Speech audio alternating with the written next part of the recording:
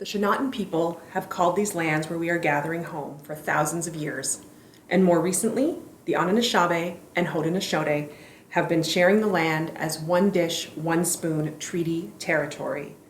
We would like to acknowledge the enduring resilience of the First Nation, Métis, and Inuit people who call this territory home. Okay, hello. Before I start the video story for Orange Shirt Day, I would like to take a moment to acknowledge first all of the children who were in residential schools, all of their families. I'd like also to acknowledge the children that did not come home.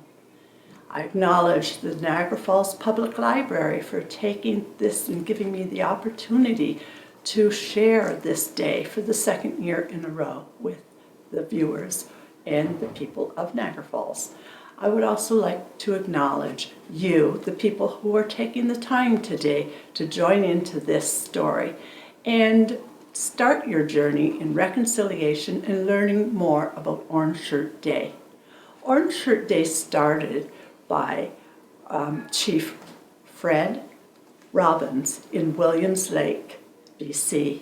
He had been initiating a whole week of learning and reconciliation for the local St. Joseph's Mission residential school. There were many speakers and dignitaries, and it was a week-long event. One of the speakers who was asked to share a few words was a local resident, Phyllis Webstad, who talked about her orange shirt. From that came the Orange Shirt Society and eventually Orange Shirt Day. In September 2013, the first Orange Shirt Day was held. Why Orange Shirt Day? The title? You'll find out after I read the story. Why September 30th? That was the time that all across Canada and parts of North America, children were taken from their homes, taken from their loved ones and their community, taken from everything that they knew and sent to residential school. So this story is to honor that. Today, I have chosen to read Orange Shirt Day, and this is a book written by Phyllis Webstad. So I will head into the book and let you just hear.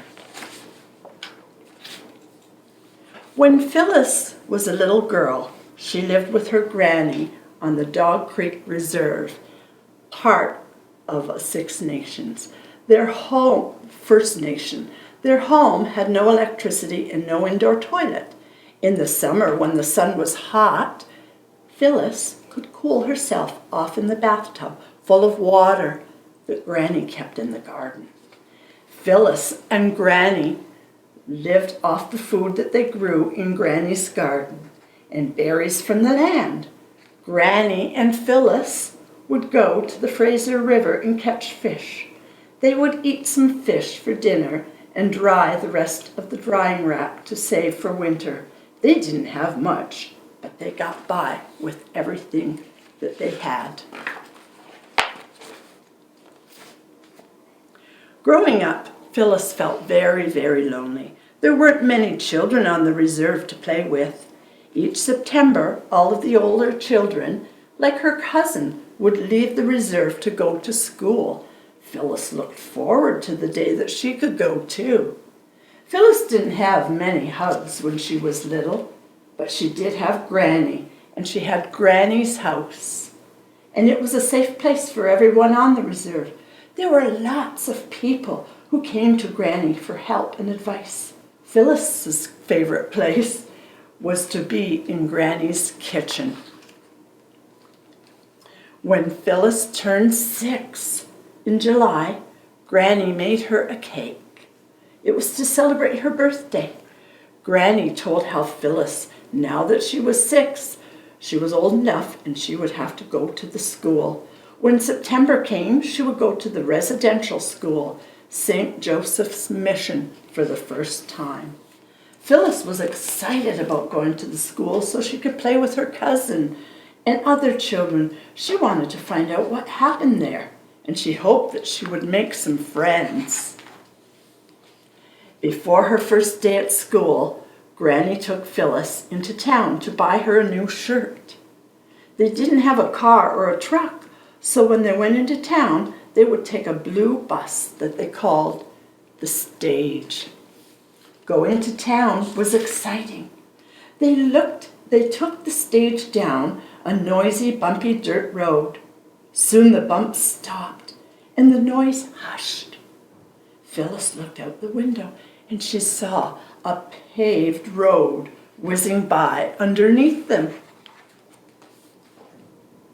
The town was so loud and busy with people and vehicles everywhere. There were shops to visit and restaurants to eat in. One shop had a red and white pole outside of it. Phyllis watched it twirl round and round, and she wondered, where are those stripes going?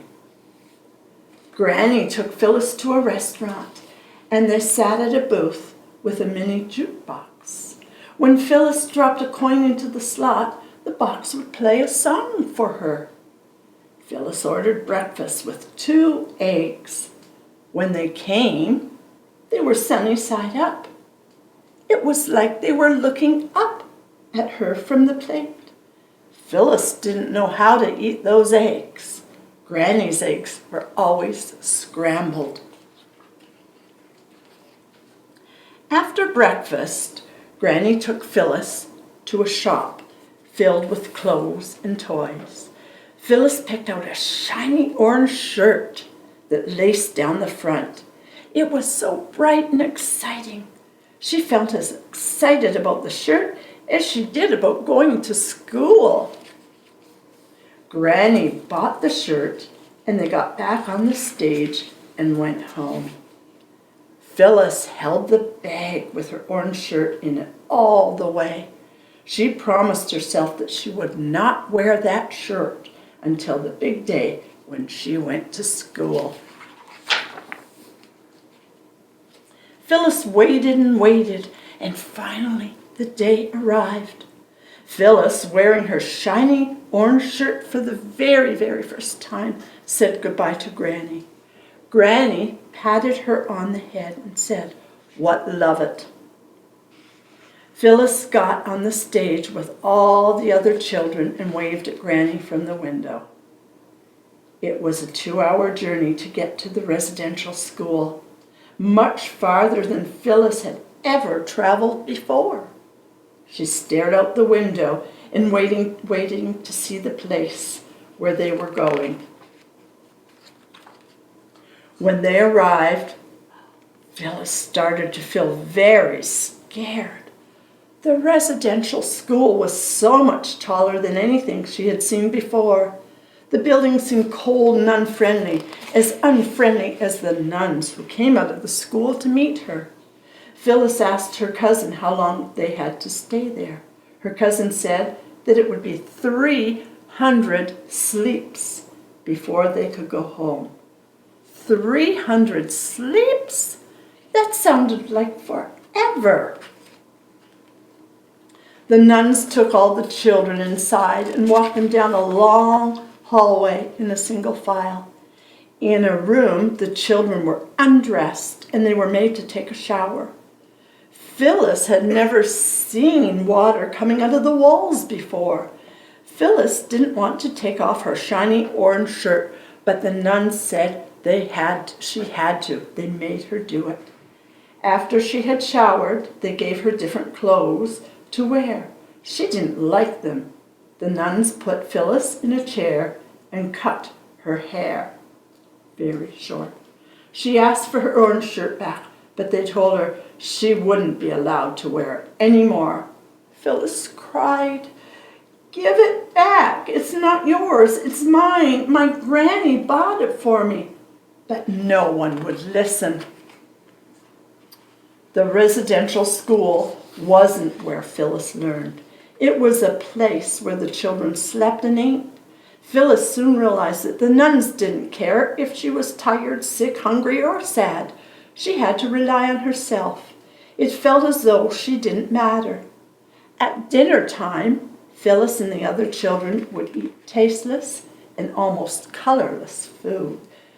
There were pale green moon-shaped beans that tasted awful, and there were smelly fish that definitely wasn't like the salmon that she and Granny used to eat together. At night, Phyllis wondered why Granny was not coming to get her. She would cry herself to sleep. In her dreams, she would play in Granny's garden and go salmon fishing in the river. Each day, the children went to town to attend a public school. Before boarding the bus, they picked up a small carton of orange juice and a brown paper bag with their lunches inside. Some days, one or two children got a chocolate bar in their lunch. Everyone would look to see if they had one too, but their lunch bags just had sandwiches in them. It felt like the grown-ups were playing a cruel joke on them. Phyllis took the bus to public school with her cousin. Every day the bus driver dropped her cousin off at a different school. Phyllis wished that she could go with her. She didn't understand. Why couldn't they be together? At school, Phyllis learned to read and write with all the other boys and girls, but she was still lonely. All the children from residential school were lonely because they had been taken away from their homes and from their families. Her teacher was a curly-haired redhead. She was as nice as she smelled. She would smile at Phyllis and help her with her lessons. Phyllis wished that she could go home with her teacher at the end of the day. She made being at school bearable. Phyllis liked her teacher, but she was no substitute for Granny. She wondered what Granny was doing while Phyllis went to school every day. Phyllis missed her home and her garden. She started counting days until she could go back again. Each day the number got smaller and smaller and smaller. She waited and she waited. The other children at school could order books from a book club, but none of the residential school children were allowed to get any. Phyllis didn't understand why they were treated differently. She wanted a book too. Why wasn't she allowed one? In the playground, she was just like all the other boys and girls. At lunchtime, everyone played together. Phyllis learned to swing on the swings, and she would wrap her swing around the pole and watch it unwind. At the best time of the day was when the bus came to pick them up after school. Phyllis always saved a seat for her cousin. When it came to her stop, her cousin would run on the bus and plop down next to Phyllis. Sometimes she would bring onions that she had picked on the school grounds. Her cousin would say, "Want some?" And Phyllis would laugh at her onion breath, but Phyllis was always so hungry. She would grab an onion and eat it like an apple. Her breath smelled just as bad as her cousin's did. On the bus, they learned to sing songs. They sang, "We are the missions, mighty, mighty missions. Everywhere we go, oh, people want to know, oh, who we are. So we tell them, we are the missions." The seasons changed from fall to winter, then spring, and finally it was summer again. Phyllis was excited about going home. She never wanted to go back to residential school or see the cold-hearted nuns again. After 300 sleeps, the stage came, and it took Phyllis back home to the reserve. She was so happy to be back at a place where she mattered, a place where people cared about her. That summer, she stayed at home with her Granny. She stayed in her familiar house, and she worked with Granny in the garden. She went fishing for salmon in the Fraser River, and she ate them for dinner. She had everything she needed, and she never went back to that residential school again. Not every child was as lucky as Phyllis. And I want to acknowledge both Phyllis Webstad for her writing this book and sharing it with us, and also the illustrations that were by Brock Nicol. If you have an opportunity, this book is here at Niagara Falls Public Library along with other books, and I urge you to start here if you haven't started yet on your journey into knowledge of Orange Shirt Day and also knowledge of truth and reconciliation. This is the easiest way to share it with your young children. Miigwech, and thank you to all of you for joining in.